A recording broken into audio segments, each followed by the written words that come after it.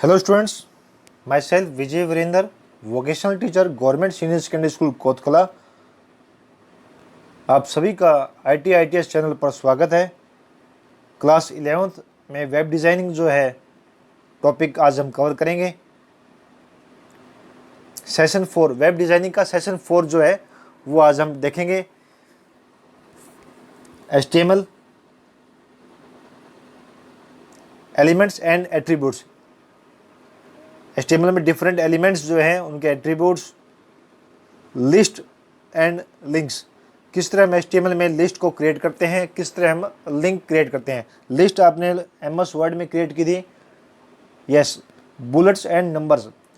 With the help of bullets and number जो है हमने MS वर्ड के अंदर लिस्ट क्रिएट की थी। बुलेट्स में क्या रहते हैं, आपके पास सर्कल रहता है, स्क्वायर को डिज़ाइन बना देते हैं, जबकि आपके नंबर्स में 1 2 3 ABC रोमन लेटर हो सकते हैं, कैपिटल लेटर में ABC हो सकते हैं, स्मॉल हो सकता है। तो हम देखेंगे किस तरह HTML में हम जो है लिस्ट क्रिएट करते हैं। You can list item to represent. आप आइटम को रिप्रेजेंट करने के लिए लिस्ट का यूज करते हैं। लिस्ट हमारी ऑर्डर में हो सकती है, अनऑर्डर में हो सकती है। जो ऑर्डर में होती है वो हमारी 1 2 3 ABC होती है, और अनऑर्डर में होती है वो हमारा सर्कल हो सकता है, रेक्टेंगल, स्क्वायर हो सकता है, या कोई डिजाइन वगैरह हम उसके आगे यूज कर सकते हैं। और definition item, this could be useful when you want to list instruction, numbered sets etcetera on a web page.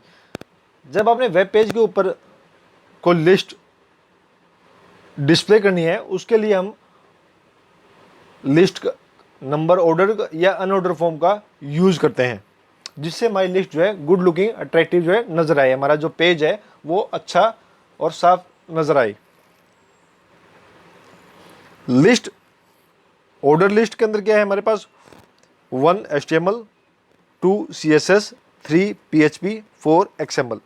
यानी कि यहाँ पे हमने ऑर्डर लिस्ट किया है 1 2 3 4। इसमें हो सकता है कैपिटल लेटर में ABCD हो सकते हैं, स्मॉल लेटर में ABC होते हैं, या रोमन जो है लेटर हो सकते हैं इसके अंदर। फिर आता है अनऑर्डर लिस्ट। अनऑर्डर लिस्ट के अंदर क्या है, जहाँ पे सीक्वेंस ना हो वहाँ पे हम अनऑर्डर लिस्ट का यूज करते हैं। जावास्क्रिप्ट, VBScript, ASP.NET, ये सभी लैंग्वेज जो है वेब डिजाइनिंग के अंदर यूज की जाती है। कमिंग सेशन के अंदर हम डिफरेंट लैंग्वेजेस का यूज करके किस तरह हम अपने वेब पेज को और अच्छा क्रिएट बना सकते हैं सीखेंगे। तो यहाँ पे हम करते हैं UL, order unorder list. To create a list with no sequence. अगर आपके पास लिस्ट के अंदर कोई सीक्वेंस नहीं है तो वहाँ पे हम अनऑर्डर लिस्ट का यूज करते हैं। अनऑर्डर लिस्ट के लिए टैग रहेगा आपका UL, स्टार्ट करोगे UL को क्लोज करोगे, यानी एलिमेंट कौन सा रहेगा आपका UL। और UL के अंदर आपने जो लिस्ट है, आइटम जो है अपने डिस्प्ले करने हैं, उसके लिए हम यूज करेंगे LI टैग को स्टार्ट करोगे, LI को क्लोज करोगे। अनऑर्डर लिस्ट का एग्जांपल देखते हैं। HTML, हेड, टाइटल स्टार्ट किया, टाइटल को क्लोज किया। टाइटल के अंदर जो भी वेब पेज का टाइटल आप देना चाहते हो वो लिखा है हमने, यहाँ पे हमने यूज किया अनऑर्डर्ड लिस्ट। उसके बाद हेड को क्लोज कर दिया है। बॉडी स्टार्ट किया है, बॉडी के अंदर लिखा है पैराग्राफ। पैराग्राफ में लिखा है how we create ordered list. Order list को कैसे क्रिएट करते हैं। UL टैग यूज किया है अनऑर्डर लिस्ट के लिए। LI आइटम के लिए यूज किया है, LI HTML, LI PHP, LI CSS, और UL को क्लोज कर दिया है। ये जितने भी HTML, PHP, CSS, HTML हम सीख रहे हैं, PHP और CSS हम जो है कमिंग सेशन में सीखेंगे किस तरह इन लैंग्वेज का यूज करके हम अपने वेबसाइट को और ज़्यादा अच्छा, गुड लुकिंग, अट्रैक्टिव बना सकते हैं। और P को, यानी P फॉर पैराग्राफ को जो हमने क्लोज किया है, उसके बाद बॉडी क्लोज कर दी है, HTML क्लोज किया, और उसको रन करके देखते हैं। फिर आता है ऑर्डर लिस्ट। ऑर्डर लिस्ट में क्या है, जहाँ पे सीक्वेंस हो वहाँ पे हम ऑर्डर लिस्ट को यूज करें, जहाँ पे सीक्वेंस नहीं है वहाँ पे अनऑर्डर लिस्ट यानी UL टैग को, UL एलिमेंट को यूज करते हैं। ऑर्डर लिस्ट के लिए क्या रहेगा हमारे पास, टैग OL स्टार्ट किया, OL को क्लोज किया। LI represent items in the list. Example check करते हैं इसका। HTML स्टार्ट किया, हेड स्टार्ट किया, हेड के बाद टाइटल, टाइटल के बाद जो भी आपने डिस्प्ले स्क्रीन पे करना है वो किया हमने, ऑर्डर लिस्ट, हेड क्लोज किया, बॉडी स्टार्ट की, बॉडी के अंदर पैराग्राफ यूज़ किया है, पैराग्राफ में OL मतलब ऑर्डर लिस्ट के लिए। यहाँ पे क्या है, वेब डिजाइनिंग एडिटर, कौन कौन से एडिटर जो है यूज़ करते हैं, ड्रीम व्यूवर, MCW, और ये वैसे लिख दिया हमने एक OL को क्लोज किया है। तो OL को स्टार्ट किया, OL को क्लोज किया है। LI जो है नंबर ऑफ आइटम्स जो हमें डिस्प्ले करनी है उस लिस्ट के अंदर आनी चाहिए। ऑर्डर लिस्ट में क्या रहेगा हमारा 1 2 3, और पैराग्राफ क्लोज किया, बॉडी क्लोज की, लास्ट में HTML क्लोज किया। आपको बताया था स्टार्टिंग में जब भी आपका डॉक्यूमेंट बनता है HTML आपका स्टार्टिंग टैग रहेगा, HTML हमारा एंड ऑफ द HTML जो है टैग रहेगा। उसके अंदर हमारे पास 2 टैग होते हैं, फिर चाइल्ड, हेड एंड बॉडी। और जितने भी टैग यूज़ करते हैं मोस्टली टैग हमारे हेड टैग के अंदर यूज़ होते हैं। Definition list are used, definition list जो है यूज़ करती है when creating list of terminology along with some descriptive. अगर आपने कोई लिस्ट के साथ कुछ डिस्क्राइब करना है तो वहाँ पे जो है हम यूज़ करते हैं डेफिनेशन लिस्ट। डेफिनेशन जो है टर्म जो है टैग इसी DT रहेगा, and the definition are placed between, definition जो प्लेस करना रहेगी हमारी DD के अंदर, और आइटम जो है लिस्ट ऑफ डेफिनेशन जो रहेगा वो हमारा DL के अंदर।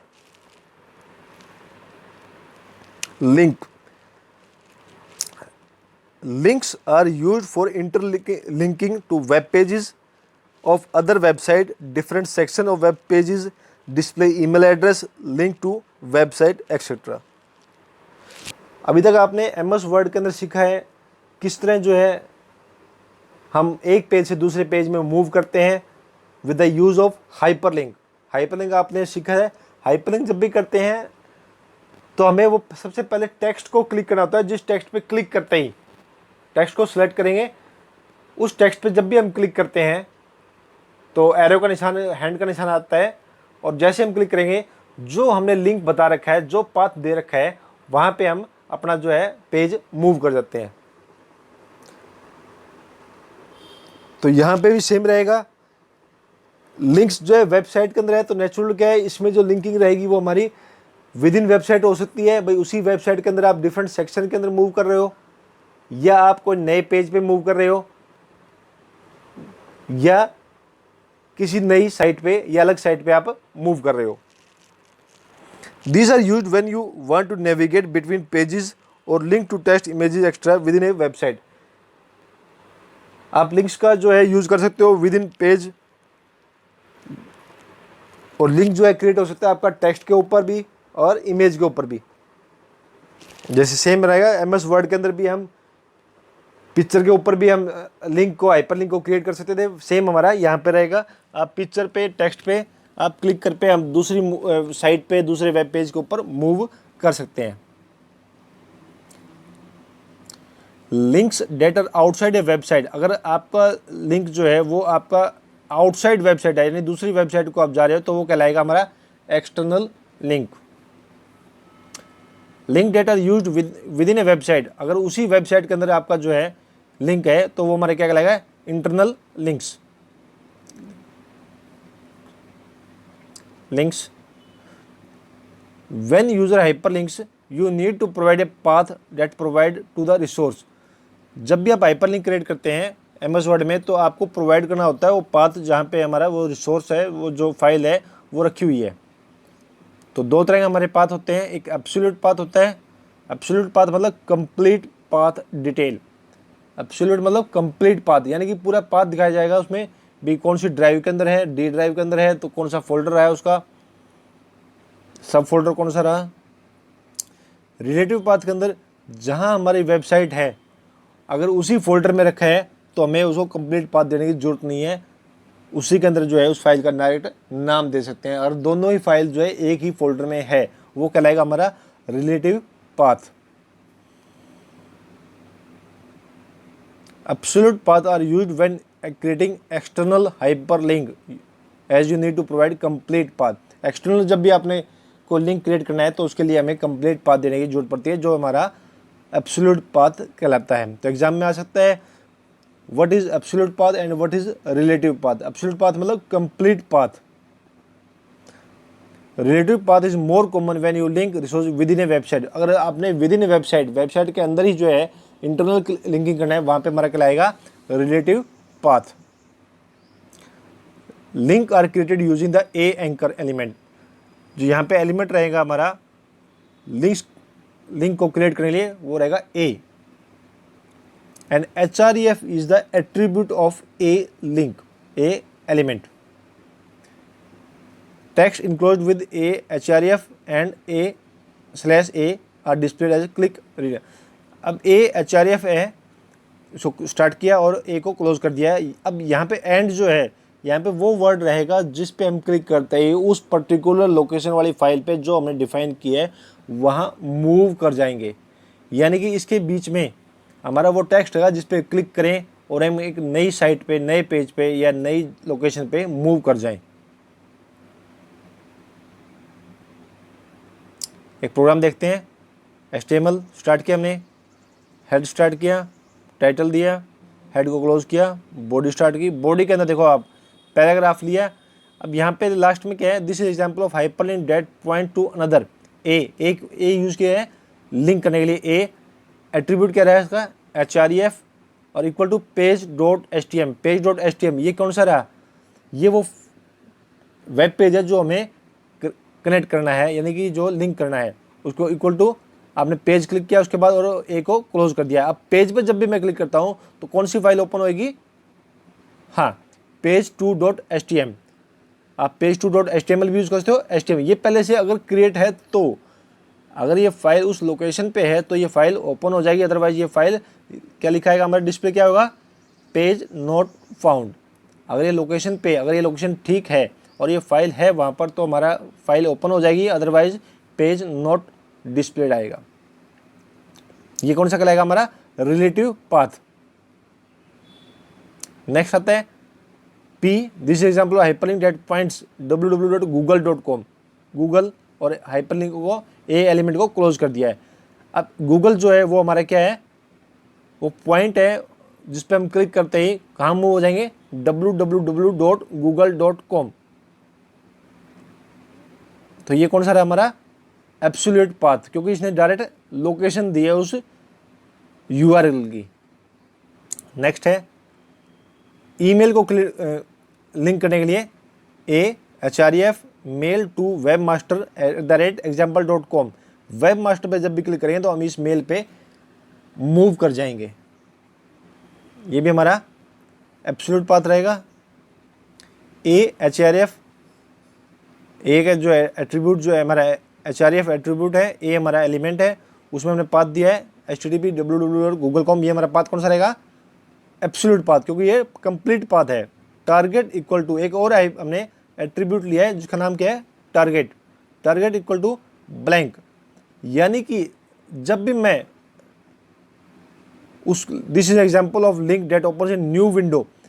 ये जो कंप्लीट सेंटेंस पे दिया है हमने, लिंक बनाया है, क्रिएट किया है, क्योंकि लास्ट में हमने ए को क्लोज किया तो कंप्लीट सेंटेंस जो है वो मैंने क्या है, हाइपर टेक्स्ट है। जब भी मैं टेक्स्ट पढ़ूंगा तो जो नई साइट है यानी google.com है वो कहाँ ओपन होगी, एक नए पेज पे विद इन न्यू विंडो, एक न्यू विंडो पे जो है वो ओपन हो जाएगी, क्योंकि हमने टारगेट को ब्लैंक दिया है। और जबकि हमने सेकंड पॉइंट जो है उसके अंदर क्या है, टारगेट कुछ नहीं दिया था, सिर्फ उसका एड्रेस दिया था। तो यहाँ पे हमने टारगेट इक्वल टू ब्लैंक कर दिया, यानी कि जब भी टारगेट इक्वल टू ब्लैंक आए इसका मतलब क्या है, एक नई विंडो जो है के अंदर वो सोर्स जो है जो हमने लिंक बताया वो एक नई विंडो में ओपन होगा।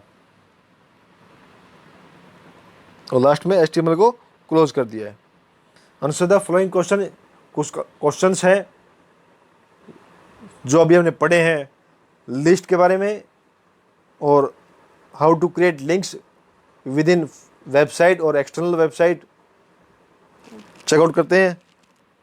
Explain the procedure to create unorder list. Unorder list के लिए आपको बताया गया था UL एलिमेंट जो है वो आप यूज़ करोगे, UL को आप क्लोज करोगे, UL फॉर अनऑर्डर लिस्ट, और आइटम को डिस्प्ले करने के लिए आप LI टैग का यूज़ करोगे।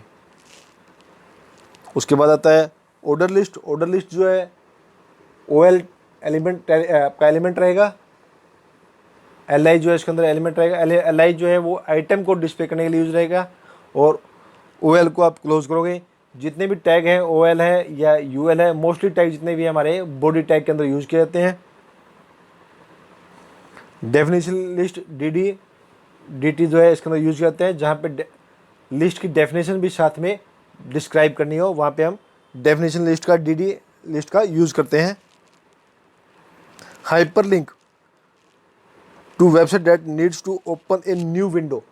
न्यू विंडो के लिए क्या है, सबसे पहले क्या है, हाइपरलिंक के लिए कौन सा एलिमेंट यूज करेंगे, ए के अंदर एट्रीब्यूट रहेगा हमारा href इक्वल टू, ब्रेसेस के अंदर हम देंगे, इन्वर्टेड कोमा के अंदर देंगे हम उसका एड्रेस, चाहे वो एड्रेस हमारा एब्सोल्यूट रहा हो या रिलेटिव पाथ। एब्सोल्यूट पाथ वो होता है जो कंप्लीट पाथ होता है, relative path with in the folder जो है, दोनों ही फाइल जो है एक ही फोल्डर पर रहेगी।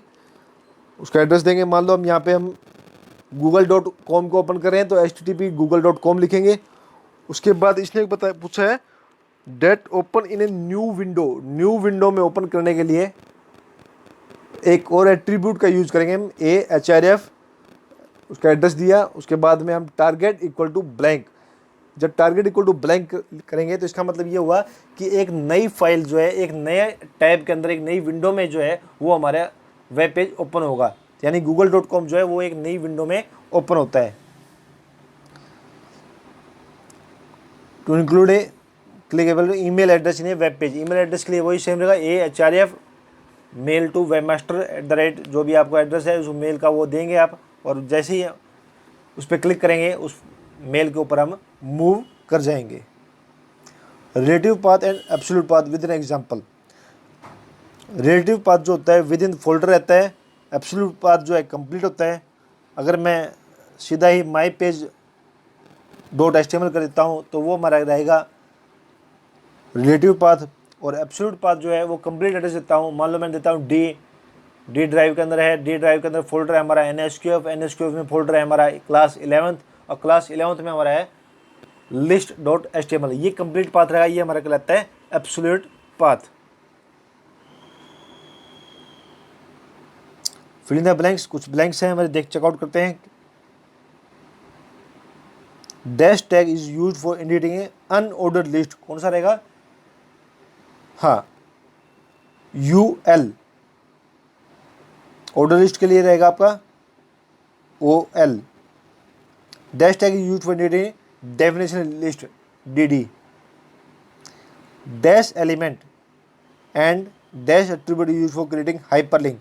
हाइपरलिंक के लिए एलिमेंट क्या रहेगा हमारा ए एलिमेंट जो है उसमें एट्रीब्यूट्स जो है वो हमारा होता है href है, और एक हमने टारगेट भी यूज़ किया है। तो both are href and target, both are attribute of hyperlink यानी ए। अब हम इसके प्रैक्टिकल चेक करेंगे किस तरह जो है प्रैक्टिकल के अंदर एक लिस्ट क्रिएट की जा सकती है।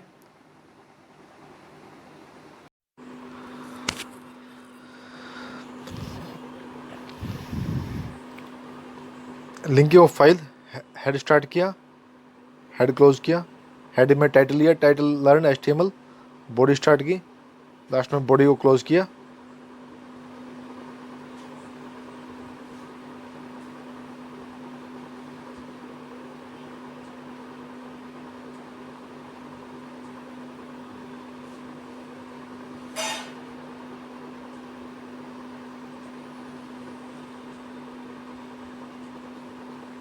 तो हमारे पास क्या है, HTML स्टार्ट किया, HTML क्लोज किया, head start, head close, body start, body close, paragraph. पहला पैराग्राफ लिया है, this is example of hyperlink. यहाँ पे ए एट्रीब्यूट है जो है हमारा लिंकिंग के लिए है, href के एट्रीब्यूट है, ए हमारा एलिमेंट है, पेज टू HTML। अब पेज पे क्लिक करते ही पेज 2 पे हम चले गए, पेज 2.html अगर है तो डिस्प्ले हो जाएगा, अदरवाइज क्या है, your file was not found, क्योंकि पेज 2 HTML है नहीं। तो पेज जो हमारा दूसरा क्या है, ए href www.google.com। गूगल क्या हमारा टेक्स्ट है, google.com क्या हमारा वो फाइल है जो हमें ओपन करनी है।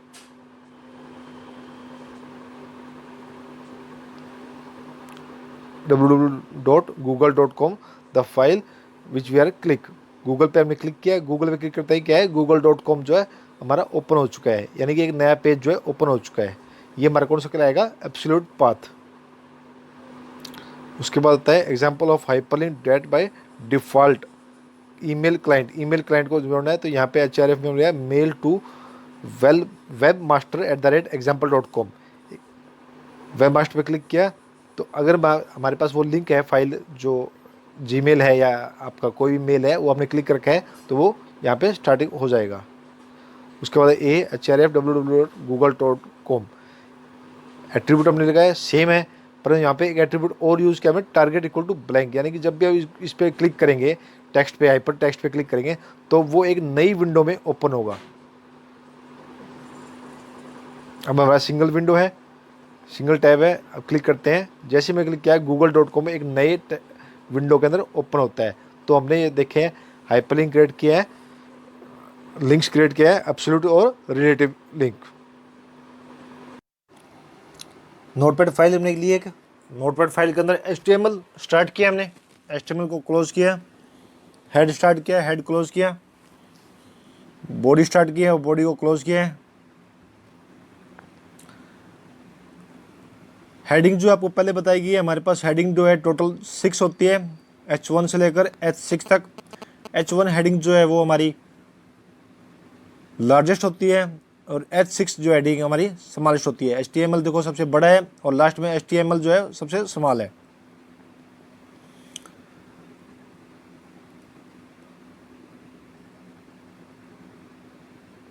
हमारे पास ऑर्डर लिस्ट जो है दो तरह की होती हैं, there are two type of list, order list and the second one is unorder list. पहले हम बात करते हैं ऑर्डर लिस्ट के लिए।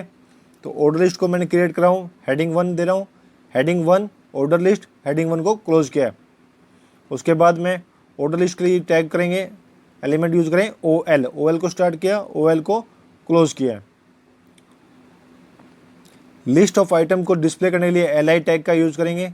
LI टैग के HTML hyper text markup language, LI PHP, LI CSS cascading style sheets, ये वही लैंग्वेज है जो हम आगे with the use of that language हम डिस्प्ले। ऑर्डर लिस्ट होगी HTML PHP CSS, ये हमारी ऑर्डर लिस्ट है 1 2 3 जो इसके सामने आए हैं। इसको फॉर्मेट करते हैं ताकि ये अलग से दिखाई दे। With the help of this आपको दूर से ही नज़र आता है कि OL टैग कहाँ स्टार्ट हुआ है, OL टैग कहाँ क्लोज हुआ है, LI कहाँ स्टार्ट, LI कहाँ क्लोज हुआ है। यहाँ पे LI को क्लोज नहीं किया, ये ज़रूरी नहीं है, पर कोशिश रहे कि LI को जब भी यूज़ करो तो आप क्लोज करोगे। अनऑर्डर लिस्ट को डिफाइन करने के लिए आप UL टैग का यूज़ करोगे, UL टैग यूज़ किया, UL टैग के अंदर LI में हमने दिया है जावास्क्रिप्ट, लिस्ट ऑफ आइटम को डिस्प्ले करने के लिए LI टैग का यूज़ करेंगे। नेक्स्ट LI हमने लिया है VB स्क्रिप्ट, LI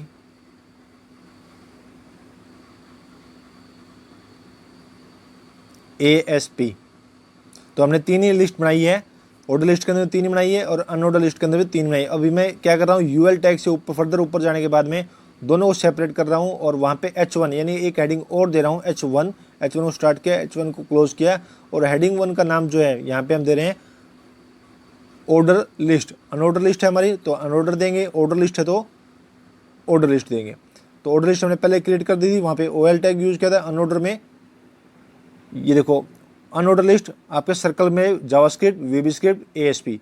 तो इस तरह जो है आप क्रिएट कर सकते हैं। स्टूडेंट्स, आप सभी का IITL चैनल पर आने पर धन्यवाद। होप आप सभी को समझ में आया होगा। Thank you.